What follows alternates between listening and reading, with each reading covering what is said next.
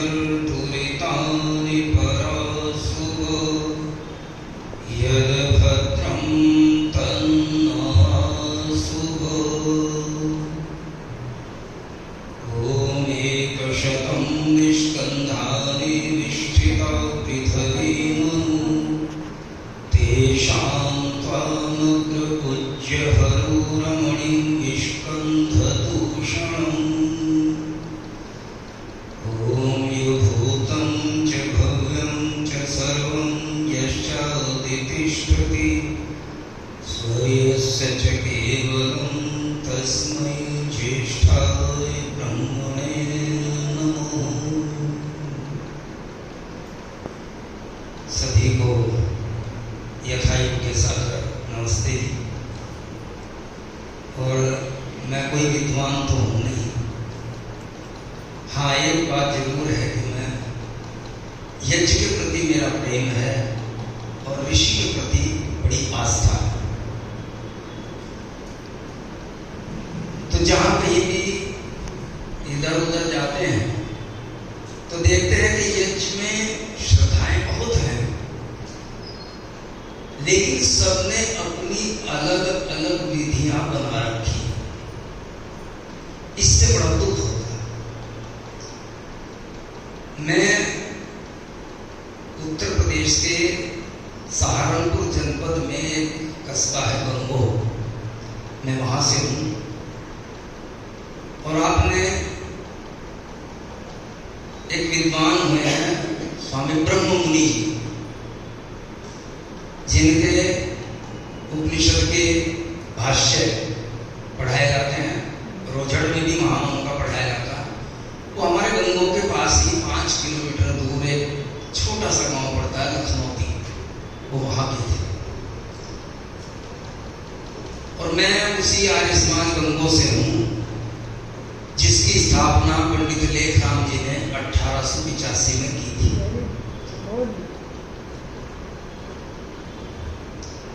तो ऋषि के प्रति लोगों का सम्मान हम तभी बना सकते हैं जब उनके द्वारा जो विधि, जो चीज हमें दी गई है, हम उसको उसी प्रकार करें। आदरणीय शास्त्री जी ने जब जल प्रसिद्धन की कार्रवाई हो रही थी तो उन्होंने बताया कि पहले ऐसा करते थे, लेकिन ऐसा करते हैं। हम भी इसके बहुत शिकार हुए। हमारे यहाँ जितने भी विद्वान लोग आते थे वो बोलते थे कि पहले आपको ऐसा करना है, हर मंत्र के आगे ओम बोलना है। हमने ओम बोलना शुरू कर दिया। किसी ने कहा कि नहीं ये गलत है, हर मंत्र के आगे ओम नहीं बोलना है। ऐसे ऋषि ने लिखा है, ठीक है ये ऐसे कर लेते हैं, तो वैसे करना शुरू कर दिया। फिर उसके बाद कोई विद्वान आए कि ऐसा क्यों करते हो, ऐसे करो, ऐसा करना शुरू कर दिया। यानी जो भी आता रहा वो अपनी बात बताते रहे और हम उसी प्रकार से चलते रहे। और ये हुआ कि हम बन गए बेपेंदी के लोटे कि चाहे जिधर को रिड़क गए। उसी बात से फिर मैंने ये बात रखी कि मैं जहां भी जाऊंगा तो मैं उस बात को रखूंगा कि हमें यज्ञ को कैसे करना चाहिए। देखो ये वेद में 2 चीज हैं। एक तो है हमें क्या कर्म करने चाहिए और दूसरा है कौन से कर्म नहीं करने चाहिए। जिन कर्मों को हमें करना चाहिए उनका नाम है विधि, और जिनको नहीं करना चाहिए उनका नाम है निषेध। अर्थात हम किसी भी कर्म को करो उसकी एक विधि होती है। अब माताएं अगर घर में रोटी बनाती है, अगर उसकी विधि सही नहीं है तो रोटी सही नहीं बनेगी। उसमें देखना पड़ेगा कि कितनी जल की आवश्यकता है, कितनी किस चीज की आवश्यकता, कितने दिन उसको मथना है, कैसे उसकी गोल रोटी बनानी है, कैसे उसको सेकना है। अगर हम उस प्रकार से सही चलेंगे तो विधि के अनुसार रोटी सही बनेगी। तो ऐसे ही स्वामी जी महाराज ने यज्ञ के लिए एक विधि बनाई है। पहले तो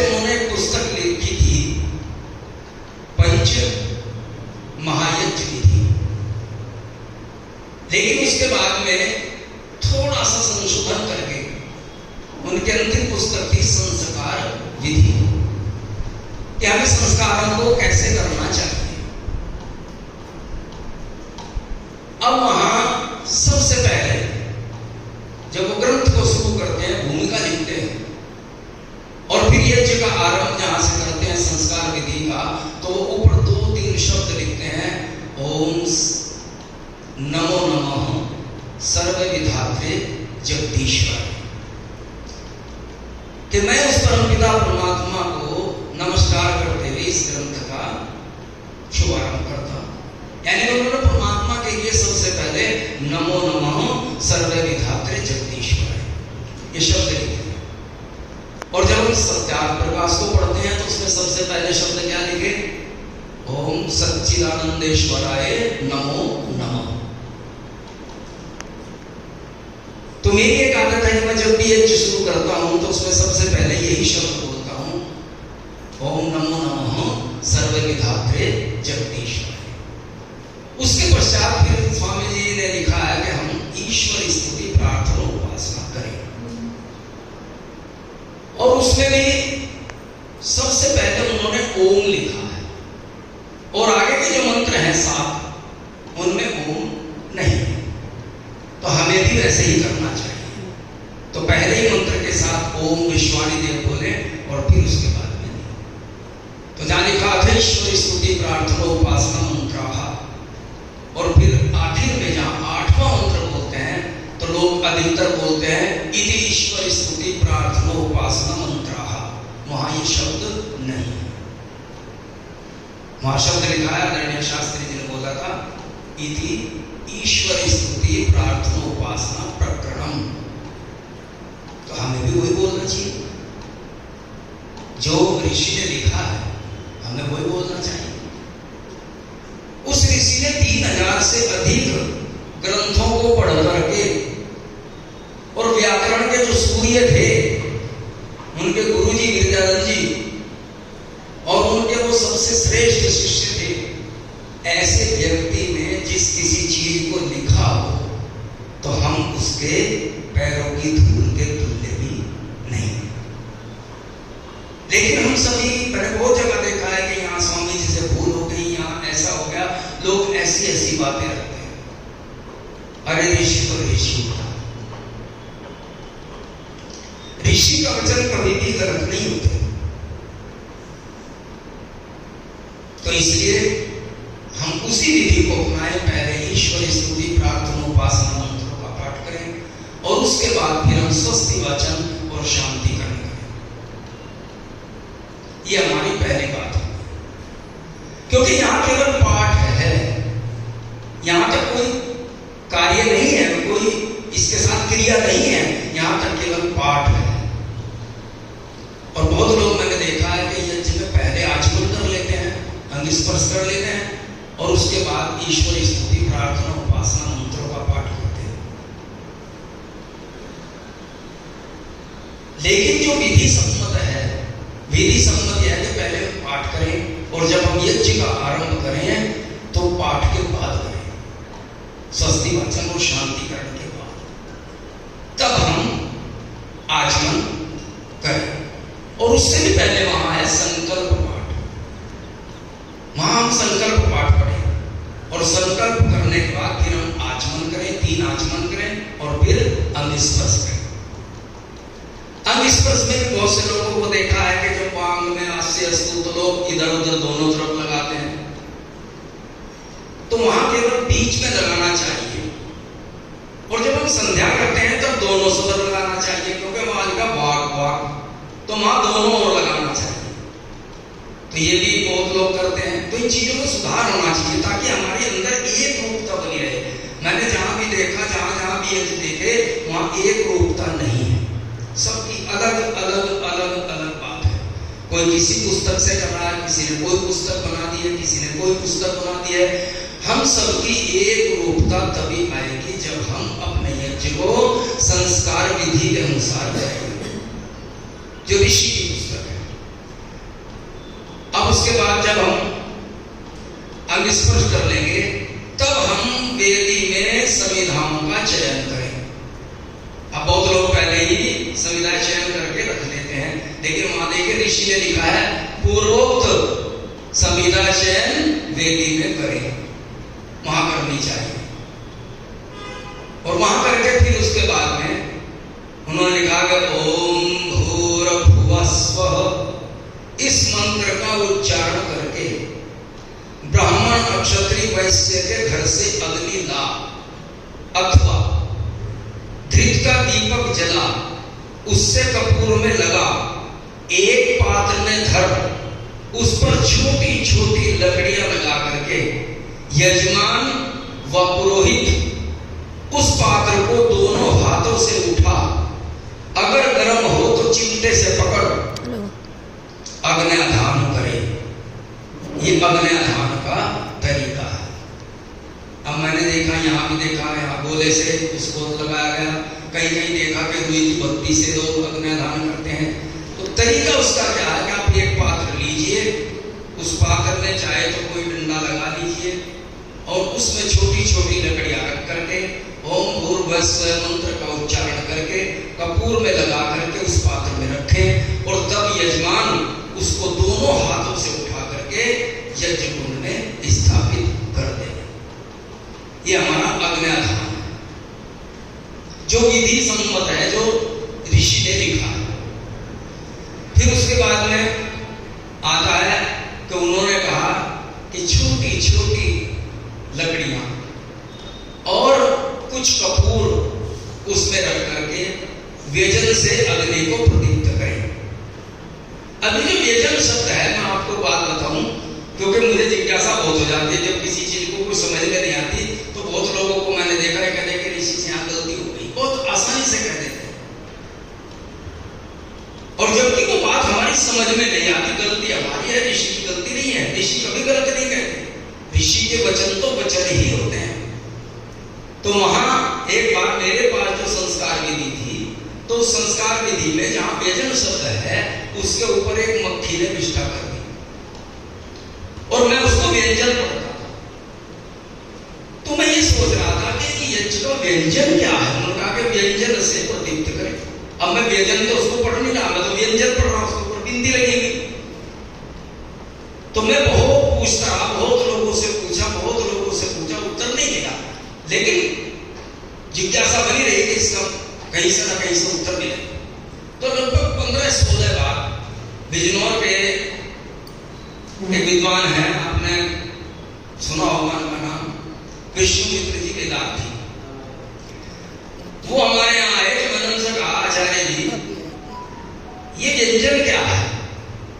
तो उन्होंने कहा व्यंजन तो है नहीं, वो तो व्यंजन शब्द है। मैंने कहा मेरी संस्कार विधि में व्यंजन है।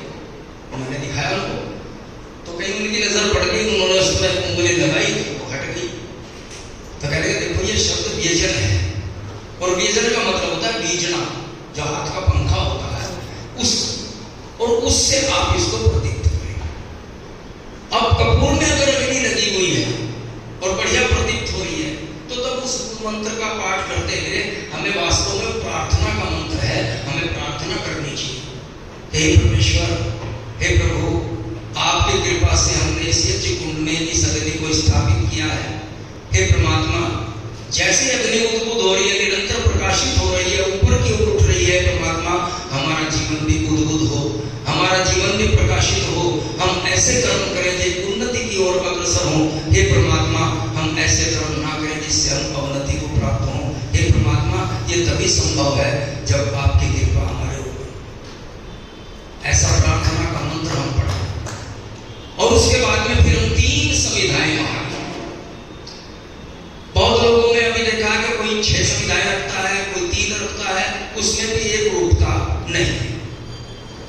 अगर संस्कार विधि को हम पढ़ करके देखें, महास्वामी जी ने स्पष्ट लिखा है 3 संविधाएं, 3 नहीं है। अगर 3 हो तो हम 6 ले, नहीं तो केवल 3 ले। और 3 भी कौन सी होनी चाहिए, ये लिखा उन्होंने कि चंदन अथवा पलाश आदि, पलाश कहते हैं ढाक को, पलाश या चंदन आदि की, वो नहीं हो तो दूसरी ले, उनको ले ले। अब मैंने अक्सर जो देखा कि कोई 8-10 उंगल की ले रहा है, कोई 14 उंगल की ले रहा है, कोई 6 उंगल की ले रहा है, कोई 5 की ले रहा है। अंगुल की ही होनी चाहिए। नहीं तो ये कह रहे थे कि 3 लकड़ी ले लो, कितनी बड़ी हो जाए, तो वहां 8 अंगुल का क्यों प्रमाण लिखा? तो प्रमाण 8 अंगुल का है, तो वो 8 ही अंगुल होनी चाहिए। और वो 8 अंगुल किसके हो? यजमान के। जो यजमान हो उसकी 8 अंगुल की इतनी होनी चाहिए, चारों 8 अंगुली मिलाकर वो होनी चाहिए। और संविधा का प्रमाण भी है कि संविधा अंगूठे से मोटी नहीं होनी चाहिए, और ये जो कनिष्ठ उंगली है छोटे वाली, इससे पतली ना हो, और वो बक्कल वाली भी होनी चाहिए, उनके ऊपर छिलका हो, और वो थोड़ी हरी हो, गीली भी हो, थोड़ी बिल्कुल सूखी ना, उनको हम चढ़ाएं। और वहां स्वामी जी ने लिखा, मैंने बहुत जगह देखा कि 3 संविधाएं ली, घी में डुबोई, सामग्री में रख दी, एक एक उठाई, चढ़ा दी। स्वामी जी का स्पष्ट निर्देश वहां है कि 3 संविधाएं घृत में डूबा, उसमें से एक एक निकाल, एक एक मंत्र से अग्नि में चढ़ाने। ना तो कहा गिरे, ना लिखे डाले, ना लिखा चढ़ाने। और चढ़ाने का सही तरीका क्या है कि श्रद्धा पूर्वक दोनों हाथों से चढ़ाने। तो इसलिए तीनों संविधाएं हमारी घृत में डूबी हुई होनी चाहिए, और उनमें से ही एक हम निकालें, उनको घृत में डुबो करके किसी दूसरे पात्र में या सामग्री के ऊपर ना रखें, तब हमारी 3 संविधाएं चढ़ेंगी। अब पहले मंत्र से एक संविधा है और दूसरी संविधा 2 मंत्रों से। उसमें पहले मंत्र में है कि स्वाहा इदम अग्नये इदम नमः, उसको लोग नहीं बोलते, ये बोलना चाहिए। किसी ने एक बार कहा कि इसमें आहुति तो है नहीं, इसलिए स्वाहा पर कैसे दें? तो संध्या में भी एक मंत्र आता है स्वाहा, उसमें बोलते हैं, तो उसमें आप आहुति देते हो क्या? नहीं देते हैं। तो इसलिए जो विधि ऋषियों ने लिखी है उस विधि को ही करना चाहिए, मेरा कहने का अभिप्राय यही है। तो हम उसमें दोनों मंत्रों में जब हो तो स्वाहा बोले। फिर तीसरी हमारी संविधा है वो चढ़ाएं, और चढ़ाने के बाद में फिर जल प्रसेचन से पहले एक मंत्र से 5 आहुतियां हैं। अयंत इदम आत्मा। अगर हम दैनिक यज्ञ कर रहे हैं तो चाहे आप इनकी आहुति दें या ना दें, उसमें आवश्यक नहीं है। लेकिन अगर हम बृहद यज्ञ कर रहे हैं या संस्कार कर रहे हैं तो उनमें उसकी आहुति अवश्य ही आएगी। अर्थात चाहे हम कोई भी यज्ञ करें, चाहे हम अश्वमेध यज्ञ करें, चाहे अजामेध यज्ञ करें, वाजपेयी यज्ञ करें, कोई भी यज्ञ करें, उन यज्ञों की विधि जल प्रसेचन सबकी एक है। और उसके पश्चात फिर आगे स्वामी जी ने लिखा कि जिस जिस कर्म में जितना जितना कर्म करना हो उतना करके, फिर आखिर में लिखा है कि पूर्ण आहुति पूर्वोक्त जो 4 आहुतियां हैं, आघारावाज्य भाग आहुति, उनमें 2 आहुतियां है आघारावाज्य और एक है आज्य भाग आहुति। दोनों को मिला करके आघारावाज्य भाग आहुति नाम दिया है, जिनमें एक कुंड के उत्तर में, एक कुंड के दक्षिण में। वहां भी मैंने बहुत भ्रांतियां लोगों की देखी है कि अगर किसी को दूसरी जगह बिठाया गया है, 4 यजमान अगर बैठे हैं तो चारों को चारों उत्तर दिशा में ले रहे हैं, जबकि वहां दिशा का कोई भी प्रमाण नहीं है। वहां केवल कुंड का भाग लिखा है कि कुंड के भाग में देवें, और कुंड का भाग का है कि जिधर भी आप बैठे हैं पहली आहुति आपके बाएं हाथ की ओर आएगी और दूसरी आपके दाहिने हाथ की ओर आएगी। आपका उत्तर भाग बाएं हाथ है और दक्षिण हाथ दायां भाग है। अब आप थोड़ी कल्पना करके देखें कि अगर कोई इधर बैठा हो दक्षिण में, तो वो पहली आहुति अगर उत्तर में देना चाहेगा, क्या अग्नि के ऊपर से देगा? नहीं, तो उसका ऐसे सीधा ही हाथ होगा इधर।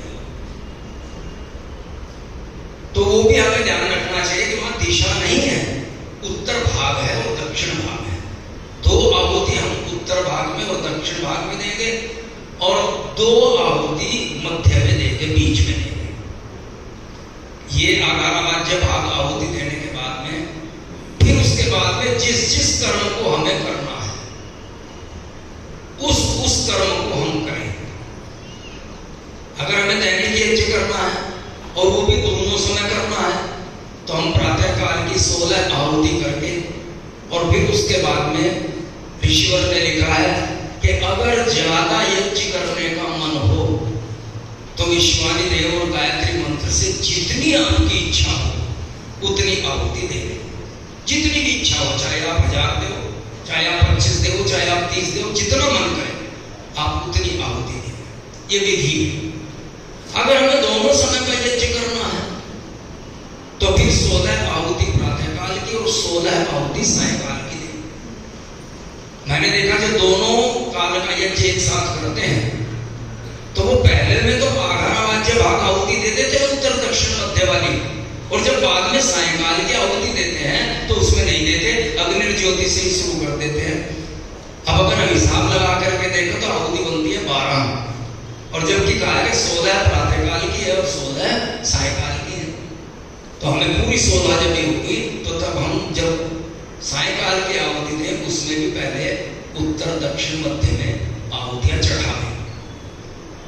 इतना हमें करने के बाद फिर अगर कुछ लोगों का अपना अपना हिसाब होता है कि कोई चाहते हैं कि किसी ने कोई वेद लगा रखा है वो उसकी 10 आहुति रोज देते हैं 10 मंत्रों, या उन्होंने कुछ अपने अलग से मंत्र छांट रखे हैं वो उनकी आहुति देना चाहते हैं तो वो पहले हम प्रातः और सायंकाल की आहुतियां दे करके उसके बाद में जो हमारी कुछ छटी हुई आहुतियां हैं जो हमने वेद मंत्र छांट रखे हैं या हम उन वेदों का पारायण कर रहे हैं रोजाना 10 मंत्र का या 15 मंत्र का या 20 मंत्र का वो करें।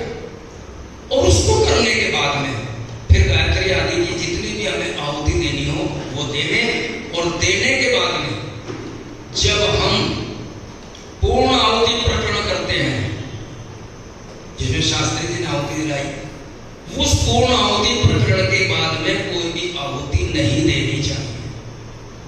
जितनी देनी है उससे पहले पहले दे ले, आप कितनी भी दे सकते हैं, क्योंकि विधि यही है कि जब हम पूर्ण आहुति प्रकरण पर आ जाते हैं तो फिर उसके बाद में नहीं देनी चाहिए, उससे पहले जितनी इच्छा हो उतनी देनी।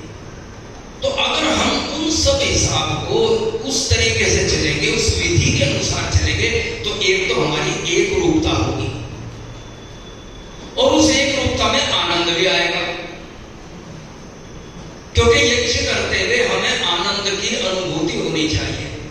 मैंने बहुत लोगों को देखा कि जब यज्ञ पर बैठते हैं तो उनके मुंह ऐसे हो जाते हैं जैसे हम बहुत खराब काम कर रहे हैं, बहुत बड़ी गंभीरता में ऐसे बैठे हैं, जबकि ऋषि ने कहा कि प्रसन्नता पूर्वक बैठना है, क्योंकि हम संसार का सबसे अच्छा कार्य कर रहे हैं। तो इसलिए हमारे मन में प्रसन्नता होनी चाहिए कि हम संसार का सर्वश्रेष्ठ कर्म कर रहे हैं। यज्ञ का मतलब क्या है? यज्ञ का अर्थ ही श्रेष्ठ कर्म है। यज्ञ वही श्रेष्ठतम कर्म, यज्ञ संसार का सबसे श्रेष्ठ कर्म है। और जब सबसे श्रेष्ठ कर्म हम कर रहे हो तो हमारे अंदर प्रसन्नता होनी चाहिए, क्योंकि हम तो अच्छा कार्य कर रहे हैं। अब 2 प्रकार के यज्ञ हैं, वैसे तो एक भौतिक यज्ञ एक आध्यात्मिक यज्ञ है, लेकिन यज्ञ में भी 2 यज्ञ हैं। एक तो यज्ञ है जो हमने किया, इसको अग्निहोत्र भी कहते हैं, अग्निहोत्र भी कहते हैं, होम भी कहते हैं, हवन भी कहते हैं। और चाहे आप एक यज्ञ ऐसा होता है जो 6-6 महीने तक चलता है, 6-6 महीने तक, बहुत ऐसे यज्ञ हैं, लेकिन उनको भी महायज्ञ नहीं कहा, वो सारे केवल यज्ञ है। तो इसलिए 2 प्रकार के यज्ञ है, एक तो यज्ञ है और एक महायज्ञ है। अब मन में प्रश्न उठता है कि महायज्ञ किसे कहते हैं? यज्ञ तो श्रेष्ठ कर्म हो गया, महायज्ञ किसे कहते हैं? महायज्ञ से कहते हैं जो नित्य प्रति हमें करने हैं, जो नित्य प्रति हम 5 कर्म अच्छे कर्म करते हैं, वो महायज्ञ है। और वो अवश्य ही करने चाहिए, और प्रत्येक गृहस्थी को करने चाहिए। अगर गृहस्थी बिना यज्ञ के भोजन करता है तो पाप खाता है। तो इसलिए उन महायज्ञों को हमें करना चाहिए, और महायज्ञों की कभी भी पूर्णाहुति नहीं होती।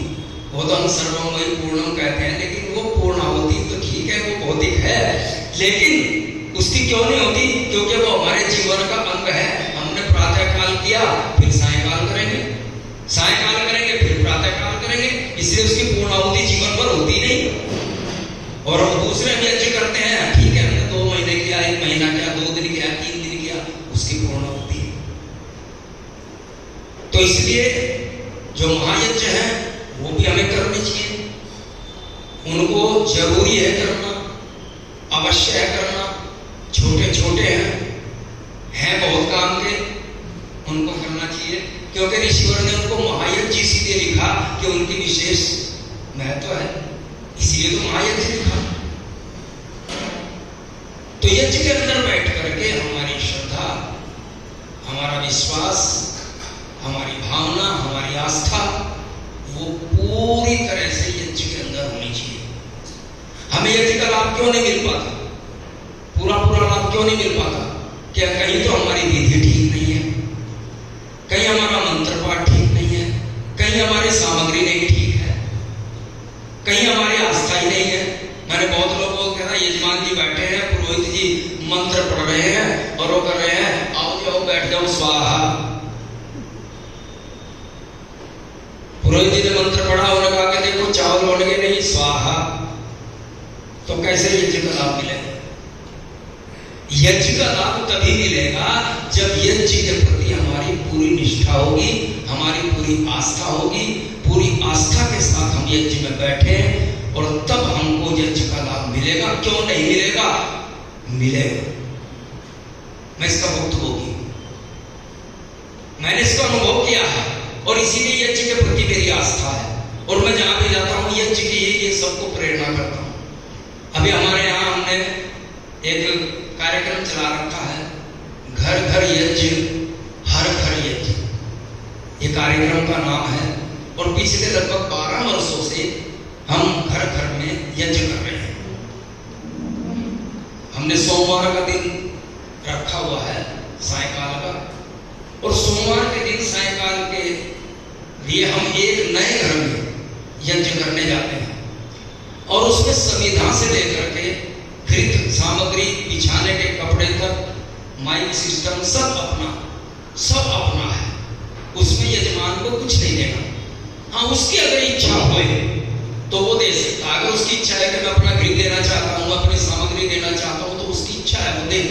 लेकिन हम उसमें कोई किसी से नहीं रखते, ना उसमें कोई शुल्क रखते हैं, बिल्कुल निःशुल्क है, और आए सोमवार हम उसको करते हैं। और उसमें जो दक्षिणा आदि का भी जो प्रावधान है वो देना चाहता है, तो जो पुरोहित होता है, अगर मैं वहां यज्ञ करा रहा हूँ या कोई और भी करा रहा है, वो अगर हमें दक्षिणा दे रहे हैं तो उससे दक्षिणा ले तो लेते हैं, तो उसकी भावना है, लेकिन हम उस दक्षिणा को अपने पास नहीं रखते। उस दिन के लिए हमने उसमें रख रखा कि समिति में हम इसको रखेंगे, जो भी वो मिलेगा, और जितना उसमें इकट्ठा हो जाता है फिर उससे हम घृत सामग्री आदि मंगा लेते हैं। और लगभग 12 वर्ष से हम इसको कर रहे हैं। जो लोग फेसबुक पे मेरे साथ जुड़े हुए होंगे तो देख रहे होंगे, उनको पता होगा, तो मैं उसका चित्र आदि सब डालता हूँ उसमें। तो मेरा कहने का अभिप्राय है कि यज्ञ के प्रति हमारी आस्था, यज्ञ के प्रति हमारा विश्वास, यज्ञ के प्रति हमारा मन एक होना चाहिए। जिस वक्त हम यज्ञ में बैठे, यज्ञ के सिवा हमारा मन किसी दूसरी जगह पर नहीं जाना चाहिए। अच्छा है कि हम यज्ञ की अग्नि पर अपनी दृष्टि को जमाए रखें। अगर हम अग्नि पर अपनी दृष्टि को जमाए रखेंगे तो हमारा ध्यान इधर उधर कहीं भी नहीं जाएगा। तो इधर उधर हमारा ध्यान नहीं जाएगा, तो इसलिए हम अपने यज्ञ को पूर्णता के साथ, विश्वास के साथ, अपने आनंदता के साथ उस संसार के सर्वश्रेष्ठ कर्म को हम कर सकेंगे। ये थोड़ी सी बात मैंने आपके सामने रखी है। अच्छी लगे तो स्वीकार कर लेना, और अच्छी ना लगे तो उसकी है वो मुझे ही सौंप देना, मैं उसका आपका आभारी हूँ। इन्हीं शब्दों के साथ